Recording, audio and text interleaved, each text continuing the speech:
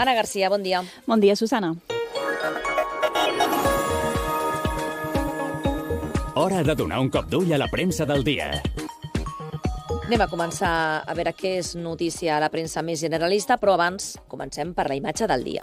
Doncs és una imatge curiosa i la veritat és que m'ha semblat molt divertida. Ens n'anem fins a la selva tropical de Sumatra, a Indonèsia. És una notícia que destaca el 324 i és que allà hi ha 150 exemplars d'un orangutan. En aquest cas estem parlant del racus. És un orangutan que diferents experts i biòlegs els analitzen i estudien el seu comportament perquè estan en perill d'extinció i han observat que aquest concret en racus té una ferida oberta a la cara perquè s'havia discutit amb un altre mascle i ell mateix, per iniciativa pròpia, es curava sol amb unes herbes o amb unes que va trobar per allà, amb la saba es curava ell sol.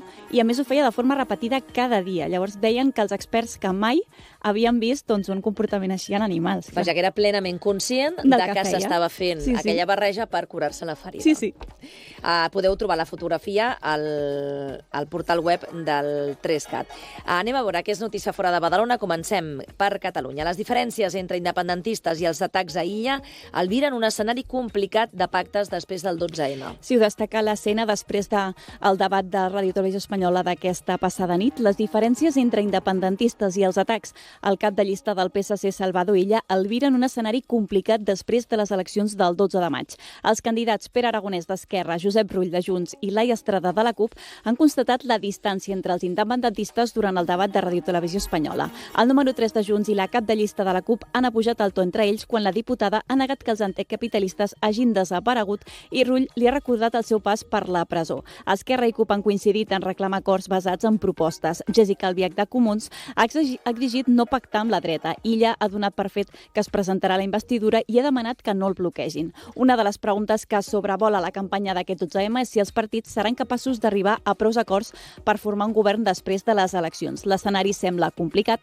tant pel que fa pels missatges i vetos de les formacions aquests dies, com també pel que han afirmat els candidats al debat d'aquesta nit. Hi han participat tots els caps de llista de grups amb representació actual al Parlament, menys Junts, com és habitual, que hi ha anat el número 3, Josep Rull. Els tres partits independentistes, Esquerra, Junts i CUP, han constatat les diferències que hi ha ara mateix entre ells i només Aragonès i Estrada han coincidit en prioritzar els projectes, les propostes i el què a l'hora de buscar nous pactes.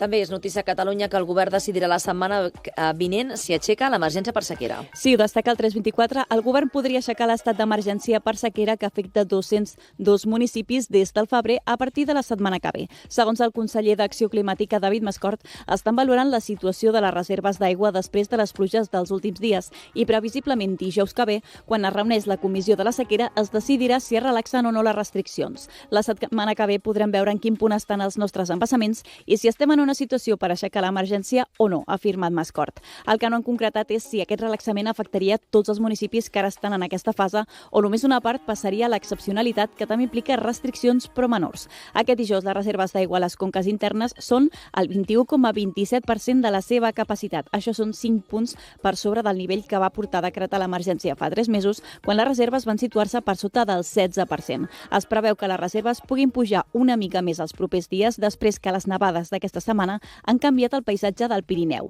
Els gruixos de neu acumulats, tot i ser inferiors a un any normal, ajudaran a augmentar-les. També és notícia, aquesta la trobem pública del diari Ara, que Catalunya és líder en producció científica a remolc dels ajuts europeus. Sí, a la ciència catalana no li falta ni prestigi ni projecció internacional, però sí relleu generacional i, sobretot, diners.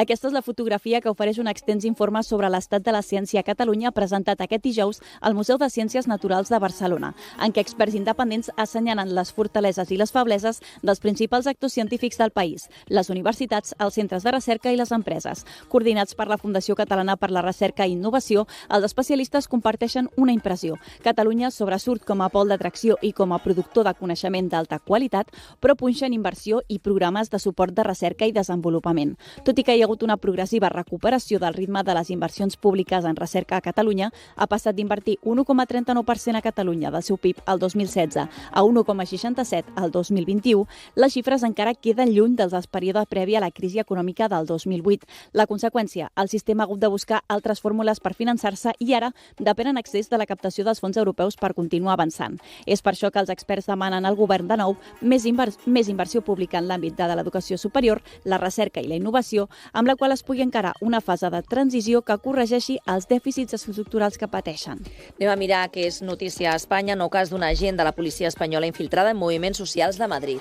Doncs sí, una actuació que se suma als casos ja coneguts a Catalunya i això ho explica RAC1. Segons publica el diario.es, un agent de la policia espanyola va estar durant més de 3 anys infiltrada en 2 entitats i va estar actuant fins a l'octubre de l'any passat. Les entitats eren el MAR, el Movimiento Antirrepresivo de Madrid, i Distrito 104, una associació antifeixista, anticapitalista i feminista. Recordem que en els últims 2 anys s'han destapat almenys 6 casos més de policies infiltrats en moviments socials a Catalunya, Madrid i el País Valencià. La gent infiltrada es feia dir Maria Pérez i va començar a militar en aquesta entitat a mitjans del 2020. Durant el temps que hi va estar infiltrada, els seus companys van detectar algunes incoherències, per exemple, que no tenia cap mena de formació política o que, tot i formar part d'un moviment antifeixista, no sabia que aquest grup fan servir la paraula porc per referir-se als neonazis. Les sospites van anar creixent fins al punt que la gent se'n va adonar i va abandonar els 2 moviments de forma sobtada a l'octubre de l'any passat. De moment, ni el Ministeri de l'Interior ni la policia espanyola ha badat boca sobre aquest nou cas. En tot cas, en tots els casos coneguts fins ara, els policies infiltrats havien estudiat a l'Acadèmia de Policies d'Àvila i tots ells es van infiltrar en moviments socials tot just després de rebre la placa. També és notícia a Espanya que el País Valencià prohibeix els telèfons mòbils als centres educatius. Ho recull el diari. Ara els telèfons mòbils estaran prohibits a tots els centres educatius valencians no universitaris, tant públics com concertats, a partir del pròxim dilluns. Així ho ha anunciat aquest dijous el conseller d'Educació, José Antonio Rovira. Rovira ha avançat, però, 2 excepcions: els casos en els quals els telèfons mòbils s'utilitzin en una activitat didàctica sempre que estigui inclòs en el projecte docent i si hi ha un problema de salut o d'altra índole que compti amb l'autorització del centre. Amb aquesta mesura, el govern valencià se suma a la iniciativa posada en marxa al gener per l'executiu català. I al diario.es trobem que el Ministeri de Cultura elimina el Premi Nacional de Tauromàquia. Sí, el Ministeri ho eliminarà del catàleg dels Premis Nacionals que lliura cada any. El departament que dirigeix Ernest Urtasun de Sumar no farà la convocatòria per aquest any i inicia els tràmits per l'exclusió definitiva dels bous d'aquests guardons, segons han confirmat fonts d'aquest ministeri. El Premi Nacional de Tauromàquia es va crear el 2011 per afegir-los que ja es donaven a belles arts, teatre, música o altres disciplines artístiques. Es va establir una dotació econòmica de 30.000 euros, 10.000 euros més, per exemple, que els que rebien els guanyadors dels Premis Nacionals de Literatura. L'executiu de José Luis Rodríguez Zapatero ja en els últims mesos va voler reconèixer la tauromàquia com una disciplina artística i va crear el premi alhora que traspassava les competències del Ministeri d'Interior al de Cultura. Aquests guardons es van començar a atorgar el 2013 i durant una dècada han premiat els mèrits extraordinaris d'un professional del toreig a totes les diferents manifestacions. Fins ara, el del 2023, que es va concedir al torero Julián López el Juli, serà l'últim. Aquest mateix divendres, el Departament d'Urtasun llançarà una consulta pública al primer tràmit per l'eliminació definitiva del premi. Després s'emetrà un ordre ministerial, l'instrument legal que regula el conjunt de premis nacionals i que ha patit canvis diferents des que es van crear els guardons el 1995. Anem a mirar les planes internacionals per saber què és notícia al món. El Regne Unit, que comença les detencions porta a porta per deportar migrants il·legals. Si ho recull Nació Digital, la policia del Regne Unit ha començat aquesta setmana a detenir els sol·licitants d'asil que seran deportats a Ruanda, tal com indica la nova llei migratòria aprovada pel Parlament britànic aquest mes d'abril. Segons el Ministeri de l'Interior, els primers vols amb les persones arrestades a casa s'enlairaran al juliol. Nacions Unides ja ha alertat que es poden estar violant drets humans. El ministre de l'Interior britànic, James Cleverly, ha marcat aquests esforços dins d'una resposta pionera per part de Londres al repte global de la immigració il·legal. Hem treballat incansablement per aprovar una llei nova i contundent per dur-la a terme, ha assenyalat. Aquesta nova política gira al voltant d'un tractat subscrit amb Ruanda catalogat com a país segur. El Tribunal Suprem britànic va tombar el 2023 el projecte previ de deportacions i les organitzacions defensores dels drets humans, inclosa l'ONU, han qüestionat aquest segon intent per considerar que no garanteix els drets i les llibertats bàsiques dels sol·licitants d'asil. També és notícia, aquesta la trobem publicada al periòdico, que l'Equador al·lega que l'assalt a l'ambaixada de Mèxic va ser excepcional. Sí, l'Equador va demanar ahir al Tribunal Internacional de Justícia que rebutgi per injustificades les mesures cautelars que reclama Mèxic després de l'assalt policial a la seva ambaixada a Quito el 5 d'abril per capturar l'exvicepresident Jorge Glass, que era el seu interior en qualitat d'asil polític, i va defensar que va ser un acte excepcional i aïllat. L'ambaixador equatorià als Països Baixos, Andrés Terán Parral, va ser l'encarregat de presentar els arguments del govern de de Daniel Noboa. Un dia abans, Mèxic havia exigit la suspensió d'aquest país de les Nacions Unides per haver transgredit els límits establerts del dret internacional. No obstant, Parral va afirmar que Mèxic no ha prestat cap evidència coherent sobre un mal irreparable als drets que busca protegir. Per a l'Equador, l'assalt de la legació diplomàtica va ser necessari perquè, clar, té causes pendents amb la justícia. El tribunal es pronunciarà d'aquí 2 o 3 setmanes sobre la pertinença dels requeriments de les parts en litigi. Després passaran almenys 2 mesos abans que emeti un dictamen.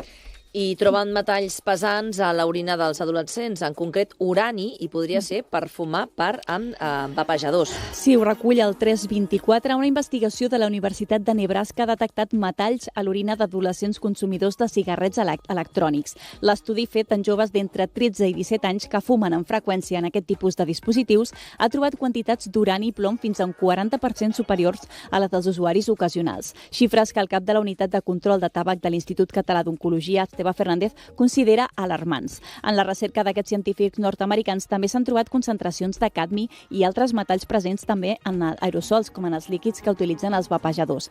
El cap del Servei de Pneumologia de l'Hospital del Mar de Barcelona, Diego Rodríguez, subratlla la importància que aquests elements estiguin apareixent a l'orina de fumadors tan joves. L'estudi també constata un impacte molt diferent en funció del gust del vapor que es triï. Els adolescents que consumeixen productes amb gust dolç en aquestes cigarretes electròniques tenen un 90% més d'urani en orina que els que prefereixen els sabors de menta. Els experts recorden que l'exposició a aquests metalls s'associa a diverses patologies, problemes cognitius, alteracions del comportament, problemes respiratoris, càncer i malalties cardiovasculars en infants, entre d'altres. Aquests perjudicis s'afegirien als que ja han demostrat altres estudis sobre els danys provocats per les cigarretes electròniques. Les xifres del dia. I d'entre totes aquestes notícies, quina xifra has trobat? Doncs una del periòdico, les barraques de Montcada i Reixac pugen un 25% després de 2 anys d'oblit. I si ens fixem a la butxaca, quin és el preu de la llum? L'hora més econòmica serà de 4 a 5 de la tarda i la més cara de 9 a 10 de la nit. Anem a fer una ullada a les xarxes socials.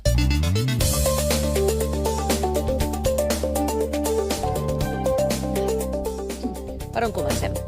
Doncs avui comencen les festes i, com no, doncs Badalona també està immersa en les festes a Twitter i a les xarxes socials. Comencem amb Badalona 360 i és que ahir el programa d'aquesta casa va entrevistar Elisabeth Álvarez, que és una empresària de cosmètica badalonina i també és la dona d'Enrique Tomàs, el pregoner d'aquestes festes d'enguany, i li van preguntar doncs, com estaven les sensacions, si s'estaven preparant per aquest discurs, i deia doncs, que estaven molt emocionats, que s'han vist discursos, altres pregons d'altres anys per inspirar-se i per preparar-se, per veure una mica la durada i com ho feien, i diu que estan doncs, molt emocionats i que porten també, doncs, per ells és un orgull perquè són molt de Badalona, se senten molt de Badalona i per tant doncs, estan molt emocionats. Estarem pendents d'aquest pregó d'aquesta tarda, que recordeu que el podeu veure per Televisió de Badalona. Sí, i després també doncs, un punt còmic que sempre hi ha a Twitter de l'Oriol Rius, que diu: només espero que el pregó de demà a Badalona es reparteixin pernils, la resta seria una decepció absoluta. Diria que aquesta broma ja s'ha fet, Sí, no, s'ha fet unes quantes vegades des que es va saber.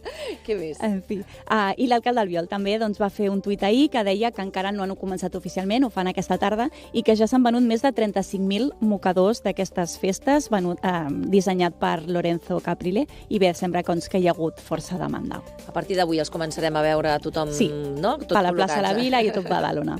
Què més? Un tuit que ha fet Fanpas aquest matí, Fanpas Badalona, i es queixava sobre l'estat de les escoles després de les pluges, ho veiem també aquests dies, amb l'aigua que es cola a les classes per les goteres, i deien doncs, que l'Ajuntament ha de posar solució i que tots els grups polítics doncs, són culpables i responsables de l'estat actual de les escoles. De fet, ho feia amb un vídeo de l'escola Josep Carner com a exemple dels efectes d'aquestes pluges. Una última piulada. Doncs defensem que l'Arnús, que diu que han entrat una nova moció al ple per demanar doncs, el que ja s'havia compromès el govern anterior, i és que no es faci cap mena de pis a l'interior, ni a l'esquerra ni a la dreta. Ara s'està parlant que sí que es farien en una zona. Sí. Llavors ells diuen que no, que l'acord arribat amb el govern anterior era doncs, cap mena de pis. Cap mena de pis. Sí. Estarem pendents doncs, llavors en el ple de la setmana que ve, que s'ha de fer el proper dilluns, com avança aquesta moció. Anem a la proposta cultural del dia.